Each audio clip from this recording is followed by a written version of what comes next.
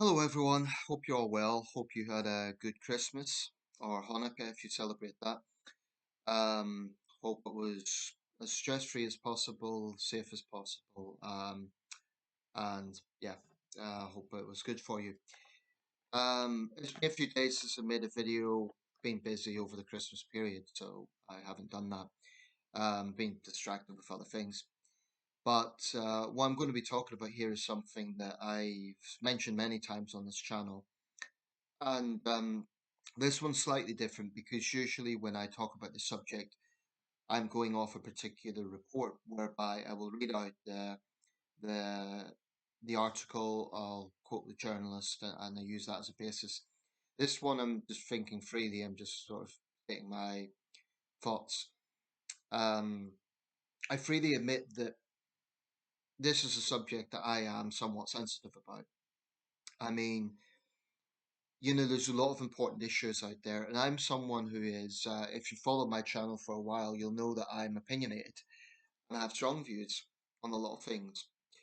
In fact, one reason I started this channel, I think about 12 years ago now, is because I thought, well, we have this medium, YouTube, that creators can use to voice their views, and it's a wonderful thing. I'm very grateful for it. I mean, the days before YouTube, you'd sort of have to, the best you could hope for is maybe getting a comment published in a paper, which I've had a few, but not the same. Um, Making a video and being able to say your piece is somewhat liberating. It's somewhat satisfying. This is not to be pompous about it and say I'm the only one whose view matters, but you know if you have access to a webcam in your laptop, you should be able to upload videos. And I would say to people, think about it. If you have strong views about things, think about doing what I'm doing. You know, um, it doesn't have to be about serious social political things, of course. You can talk about anything. I occasionally do film reviews. Most of my videos have serious overtones, but I do film reviews. I do more light-hearted things as well. Um, but yeah, I'm grateful for it. Now, this is going to be a slightly longer video, so get comfortable. Feel free to multitask. Sometimes when I'm watching a video on YouTube, I do precisely that. I'll listen, do something else at the same time. I'll watch dishes or multitask. Because I'm very aware of the viewer retention issue. That is to say, most people don't watch the whole way through a video, and that's fine. I accept it. I don't do it myself, but I'm just saying that this will be a longer video. So, because I think the subject that I'm going to talk about cannot be done in a little snapshot. It cannot be done in a little micromanaged 5-minute video. It just won't. I just don't think that's realistic because of the subject I want to talk about. They do require a little bit of analysis and thought. That's the way it is. That's the way I approach it. As always, I leave the comment section open. People are welcome to disagree. Um, because I don't want an echo chamber. I mean, I'm grateful for any support and common ground, very grateful. But I don't want to just say, oh, you have a different view than me, so you're not welcome on my channel. I've never taken that attitude. The only time I've censored is if people are trolling me or if it gets out of hand. It's a particularly sensitive subject and it just becomes, mud starts flying. I've occasionally had to do that. Um, but the subject of crime and justice is definitely, of all domestic issues, this is the one I feel strongest about. I mean, there's other things that can aggravate me. I think, for instance, our railway network is overpriced and unreliable. I think that's something that is frustratingly out of touch with the consumer. It's just I don't travel often by rail, but the times I have, more often than not, I've had a stressful experience. So it's a bit ridiculous that the country that invented railways, cannot provide reliable service. Um, there's other things that you get the usual political stuff, party politics, all that sort of thing. I've views on a lot of issues. Some issues I genuinely don't have strong views on. That is to say that I genuinely understand both sides. I mean, for instance, the recent debate around assisted dying. The reason I didn't make a video specifically on that, not that I don't think it's an important issue, it's a very important issue, but I genuinely see both sides of that one. A little bit like the abortion debate. It's just some things I don't feel as strongly about. Where I make videos, it tends to be subjects I feel strongly about for obvious reasons. Now, since the Labour government came to power in July, um, justice has been one of the main themes because we have this issue of prison overcrowding. And I do accept that it is a pressing problem. Um, but before I get into that, when I look at crime and justice, my absolute starting point is the basic view that if someone hurts society, they have to pay a price. And by hurting society, I mean crimes against the individual. I'm talking about common assault, sexual crimes, um, antisocial behavior that gets out of hand, theft. You know, if you're a small business and you're constantly getting your stock stolen, um, it puts enormous pressure on those people. And that's one of those areas that, you know, the public are just utterly exasperated. Please tell shopkeepers to report this, but they could be forgiven for thinking, what's the point? Because in many cases, the police will not do anything about it unless it's a substantial value. So, you know, the public can be forgiven for being disillusioned. Um, there's an interesting thing when we think about the perception of crime. I'll get into the overcrowding issue in a minute, but um, perception of crime and crime statistics are not always the same thing. Statistically speaking, Britain's not actually a particularly dangerous country. I mean, certainly if you were to compare the UK to a country like Haiti or Venezuela, that would, you know, bring you down to earth. It's not even in the same, you know, dimension. It's Haiti is basically a war zone. The crime situation has got so bad, it's effectively a war zone. Um, and there's other parts of Latin America, Central America, where and the Caribbean region where crime is just it's staggeringly high. Now, in terms of actual statistics, the UK is by no means would probably actually in terms of homicide rate, we are actually one of the safest countries in the world. If you look at countries by intentional homicide rate, the UK is near the bottom. We're not at the very bottom, but we're certainly in the bottom quartile. You know, and that's true of most European countries. Europe is the safest continent in the world when it comes to crime rates. But that doesn't mean that we don't have problems, of course. And it makes me think, you know, if we have the level of anxiety and anger around crime that we do, what must it be like in a country like Haiti?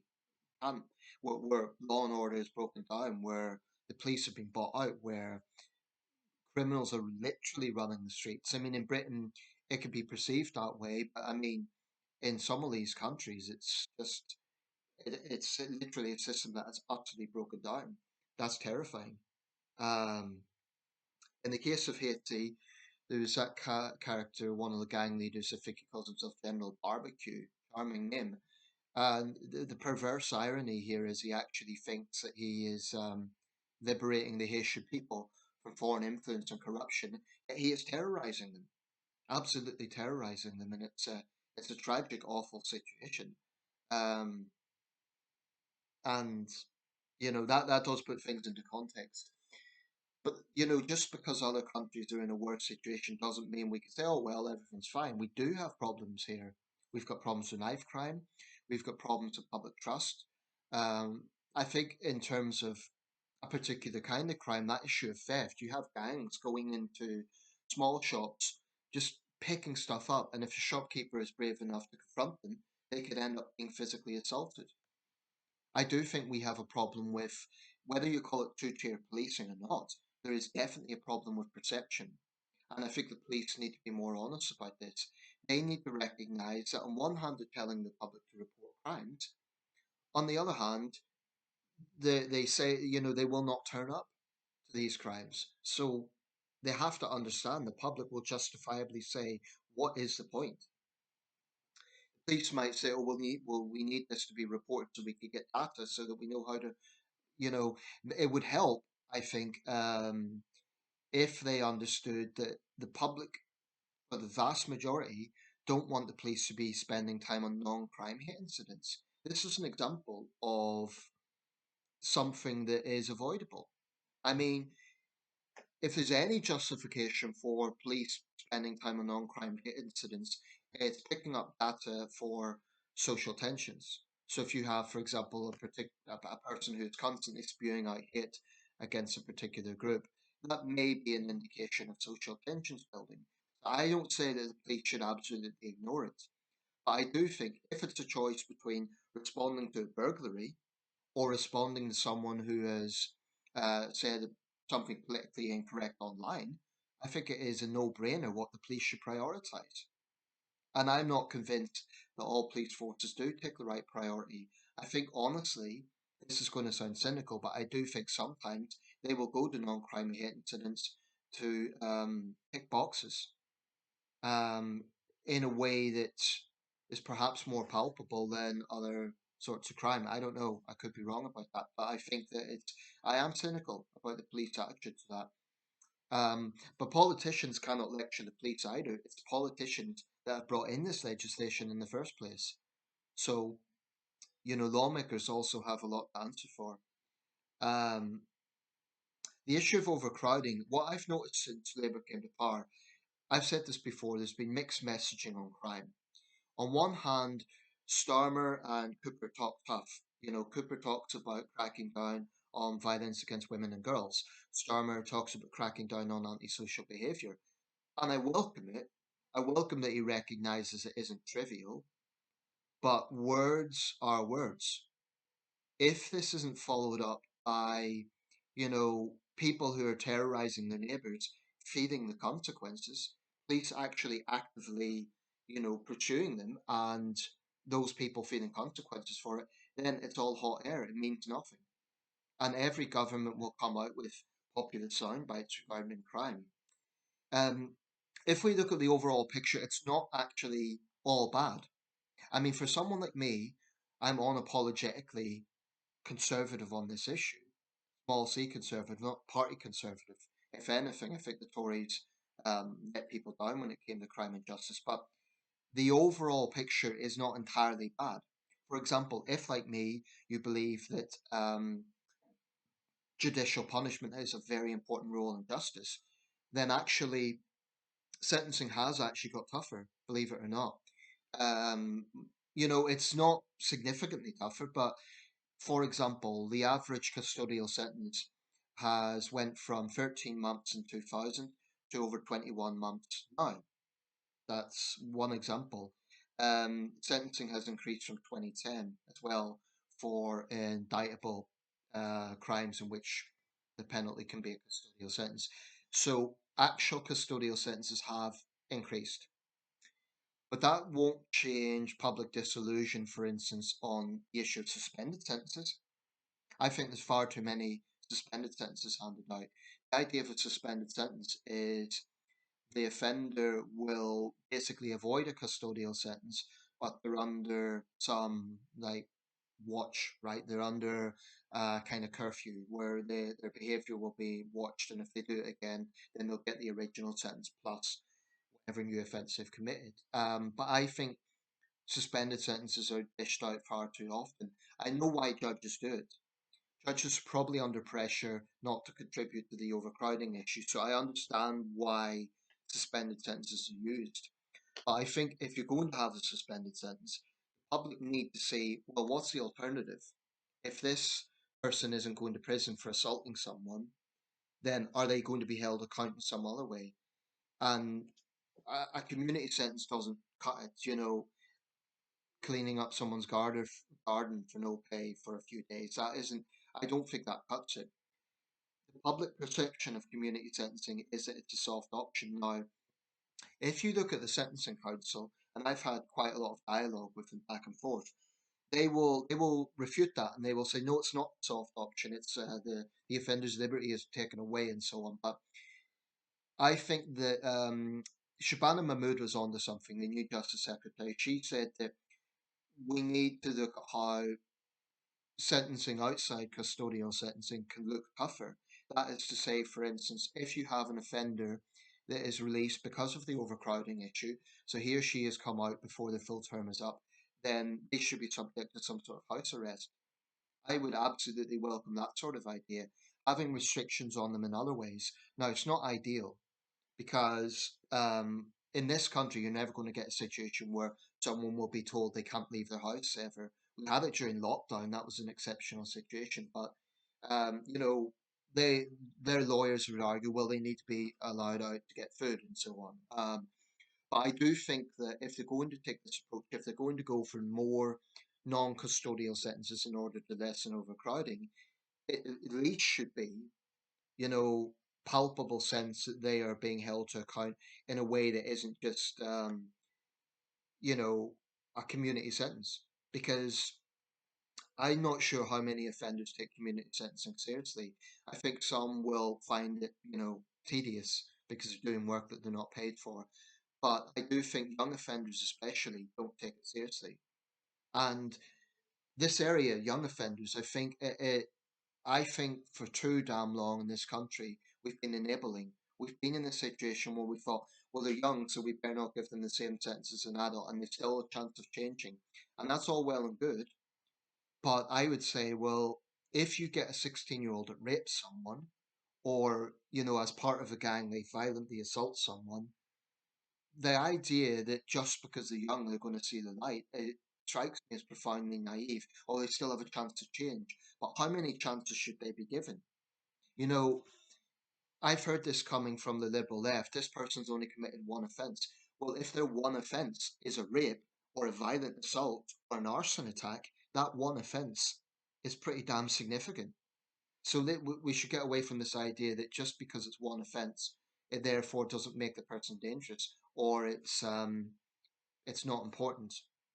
Another one that is extremely important is the fact that you get career criminals who routinely avoid custodial sentences. And it may be that their individual crimes aren't on the highest scale of things, so they're not murdering people, they're not raping people, but it adds up.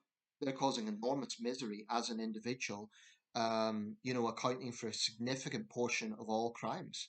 You actually get, if you get all offenders, you'll probably find that about half of all crimes are committed by a relatively small number of career criminals, and the other crimes are committed by first-time offenders or others who are going down the wrong path, but they're not necessarily career criminals, but heading that way. So it makes absolute sense that career criminals are put in prison. That will significantly reduce crime. The liberal left are always talking about, well, we need to reduce recidivism. I absolutely agree. Who wouldn't agree with that? And they're obsessed by rehabilitation, this idea of, oh, we shouldn't punish, we should rehabilitate. But I put it to them, how is it helping rehabilitation or how is it helping recidivism if you have someone who is not going to prison, and they're committing offence after offence after offence? Because the narrative that the liberal left put out is we have too many people in prison because it's populism, because the public want to see the government being tough on crime. Um, and this is punitive, it doesn't solve anything. That's their way of thinking. The point I would make is firstly, it's a false narrative because whilst we do have the biggest prison population in Europe, we also have many, many, many offenders who don't go to prison. And the liberal left never say anything about that. They say that we're too keen to throw people in prison. The new not Justice Secretary, Prisons Minister, Lord Timpson, um, said that literally. We're too keen on punishment. He's ignoring the fact that there's many offenders don't go to prison. Now I understand his remit as prisons minister is to deal with the pressures prison is facing. So I don't blame him for thinking, well, how can we reduce the pressures? I'd expect him to. I think there are ways to reduce prison pressure. I think there are a small number of offences that probably shouldn't go to prison. I don't think, for example, someone should go to prison for personal drug use. I don't think someone should go to prison for soliciting sex work. I don't think someone should go to prison for not paying a TV license, although that's probably a microscopic amount that is actually in prison. But I strongly, strongly disagree with Timpson that most people in prison don't belong there. You know, if you have someone who's a habitual thief, they may not be using violence, but they're causing misery to people. And clearly, for that individual, a community sentence is not working. How can you say that a community sentence is working when they have been given that time and time again and they're continuing to commit crime? To me, in that situation, if I'm a judge and I see someone brought before me and I'm told that this person has had 50 arrests, literally in some cases 50, 60 arrests, and every time they got a community sentence, I'd be saying, okay, there's clearly a pattern here. Maybe it's time that we issue a tougher sentence. You're going to prison this time. You know, I think too little do we see that sort of way of thinking. Too often we see judges saying, "Okay, it's a suspended sentence. You get yet another chance." Because again, the liberal left talk about giving people second chances. I'm all for second chances for less serious crimes. I don't think there's any such thing as a trivial crime, but how many chances? Do you give them a third chance, a fourth chance? At some point, you have to say, no, you're not going to get away with it this time. You're not going to simply be told that you have to clean up someone's garden. This time, you're going to prison. I mean, if you don't have that threat of a tougher sentence, where's the deterrent? Because this issue of a deterrent is extremely important. Now, it's probably come through in this video. I do get frustrated with the liberal left. I talk about the liberal left in a generic way, and I do that because, you know, I could say, oh, some people in the liberal left, some people, but let's be honest, there is a trajectory of liberal left thinking, which is always, well, punishment is punitive. I'll just put it plainly. I think the liberal left generally have a problem with the idea of judicial punishment. They see it as a dirty word. Um, and it's something I have a big problem with, a very big problem. If you cannot see that judicial punishment is a matter of fairness, if you cannot see that it's a matter of keeping the public safe, and I mean, it's just a no-brainer. If you have a dangerous individual, the public has a right to be protected from that person. That, by definition, means taking away their liberty. It means um, putting restrictions on them. So you cannot, by definition, um, have a situation where someone who's deemed to be dangerous is allowed to walk the streets and say that that is justice because it inevitably will endanger the public. And I know that some of the people who were released earlier this year did go on and commit more crimes. Um, so I get very frustrated, honestly, with the liberal left attitude to the subject because they think that right wingers are just all about punishment. Now, if we just had punishment on its own, I would agree that would be punitive. I'd agree that it probably wouldn't solve anything. But I strongly resist this ridiculous idea that there should be no punishment. I honestly think there are people on the liberal left who believe that. They really believe that there should be no punishment at all, even for the worst criminals. Um, and I would say to those people, get back down to earth. Really, get back down to earth because that mentality is not only massively tone deaf to what the majority want, it's also incredibly reckless because punishment isn't just about we're looking tough. It's not just about saying, um, you know, I don't, I reject this idea that it's punitive. It's about saying you've hurt society, so in an organized society, you pay a price for that. You assault someone, you're going to pay a consequence. You steal from someone, you pay a consequence. You rape someone, you pay a consequence. This is, to me, basic fairness. It's not punitive, it's not revenge, because that's another nonsense that I've heard from the liberal left. If someone advocates punishment, they're just wanting revenge. Well, how is making a gang member or an arsonist or a rapist or a reckless driver going to prison? How is that revenge? It's prison. It's not revenge. Revenge would be doing exactly the same thing to them, which I don't advocate because then we'd have anarchy. So I am very suspicious of people who have this attitude about punishment that it's somehow a dirty word, that we shouldn't even have it, that it should be totally cast aside. That's insane. Are you seriously going to say that a hardened criminal who has no remorse for his or her actions simply be told, well, we're going to put you in this workshop where we're going to give you some skills and, hope for the best.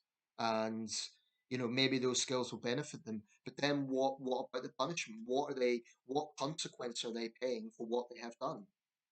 I totally agree that when someone comes out and they've done their time, it makes absolute sense to rehabilitate them by getting them stable work and so on, so they're not tempted to go back into a life of crime. That's obvious, right?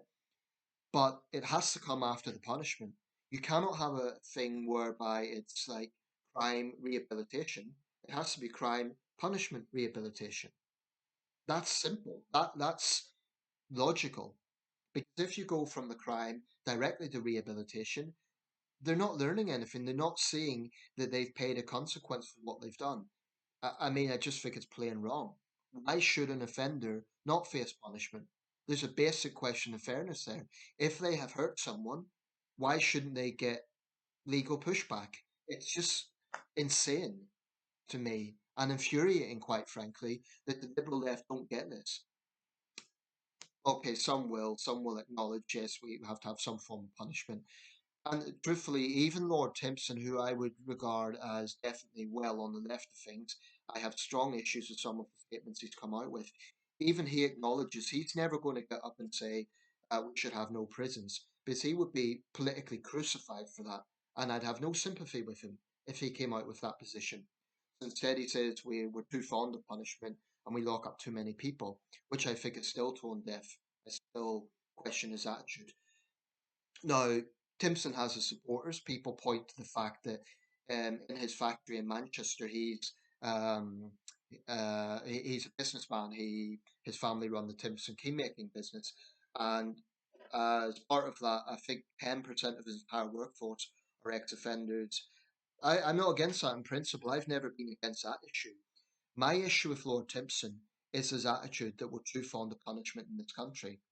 What I would say to Lord Timpson, I would honestly ask him this. I would say, Mr. Timpson, do you believe that victims of crime are wrong to expect the perpetrators, to face punishment? Because if he thinks that we're too fond of punishment, by definition, he thinks that victims of crime are wrong to want to see the offender punished. And I would say that is tone deaf. I would say that for a government minister, that's just a very regressive attitude. Now, he can believe whatever he wants. I wouldn't have appointed him if I were Keir Starmer. If I'm the Prime Minister and I want to portray a message of being tough on crime, I'm not going to have a prisons minister who says we punish too many people. Whatever other attributes Mr. Timpson has, whatever other good he has done, I think when he came out with that, I think it was a disgrace because it's tone deaf. It's rejecting what the majority want to see. And when I say the majority, I would comfortably guess 60-70% of the public want tough penalties. This doesn't mean that the British are bloodthirsty or we're a mob. We just want to see fairness.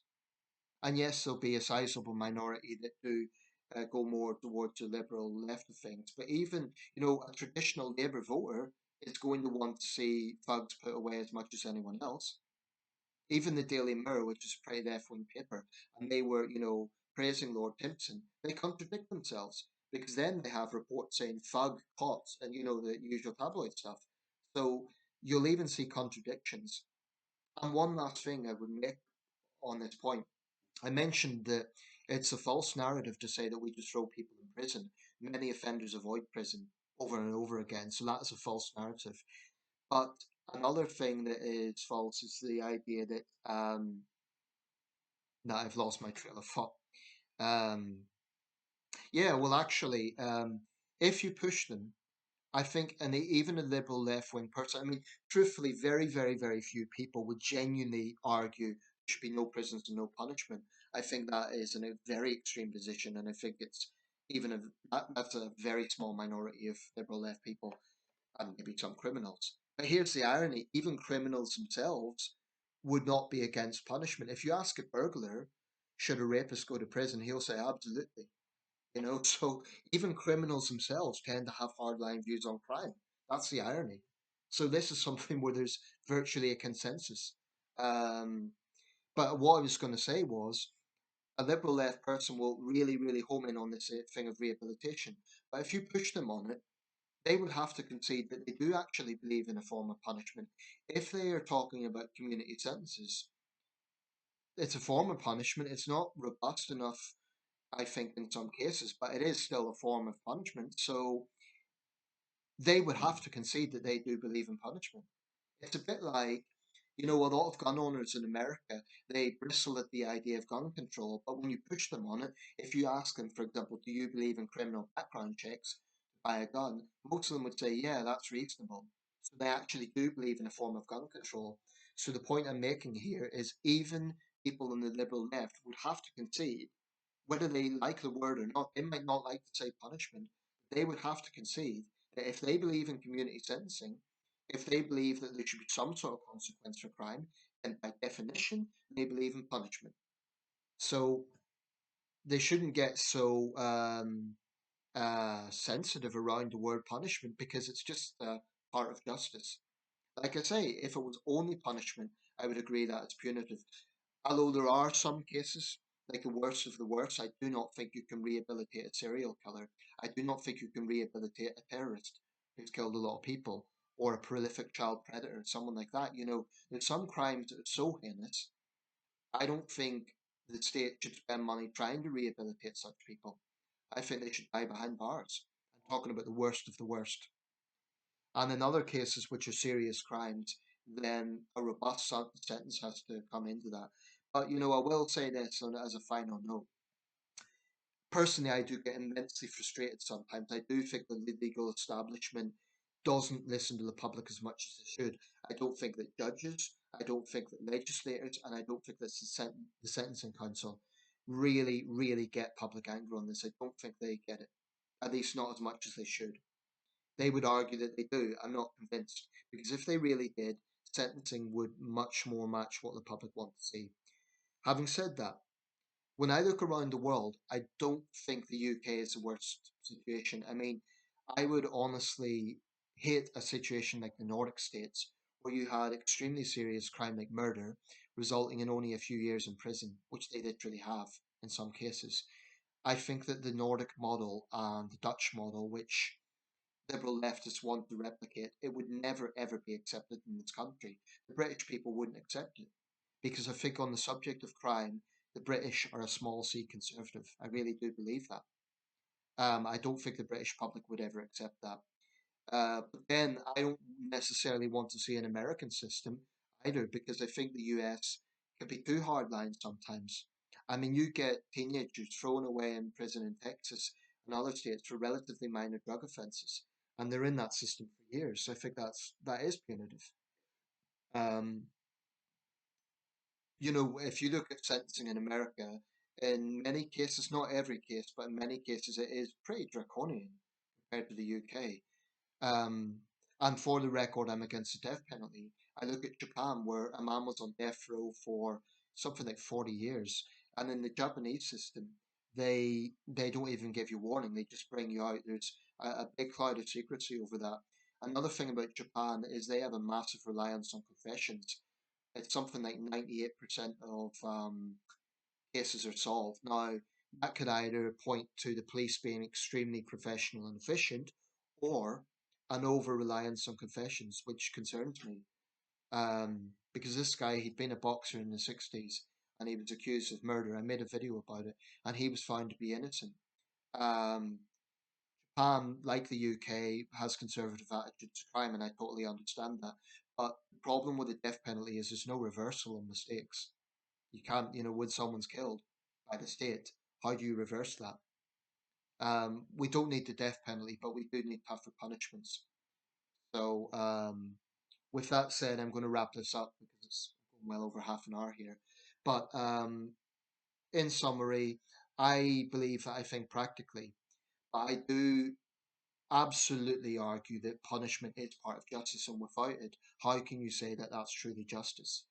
Nonsensical. I mean, you could argue that rehabilitation is also a vital part of justice. I agree with that, but I think rehabilitation should only come after punishment, because how can you get someone changing the ways if they haven't paid some sort of consequence for what they've done? That's just a no-brainer. Their liberty should be taken away. Prison shouldn't be brutal, it shouldn't be inhumane. Therefore, I support reasonable prison reforms, but it shouldn't be pleasant either. It shouldn't be like life outside. They're there for a reason. And the majority of people who are in prison do deserve to be there, actually. So I think Lord Timpson's dead wrong about that. Um, there's reports now about moving inmates to an open prison. Again, I understand some of this may be inevitable, but the onus is on ministers to prove to the public or to reassure the public that dangerous people aren't going to be walking the streets, and that if there has to be community sentences, whether that be a form of house arrest or cleaning someone's garden, it must be robustly imposed. It cannot be. So I'm interested in what the Justice Secretary is on to. She's talking about making it look more convincing to the public. I go along with that. I think that's a good thing. So credit where credit's due. But this is an extremely important subject. It causes misery to many, many people. It causes anxiety. It's such an important subject. So the government has to get it right.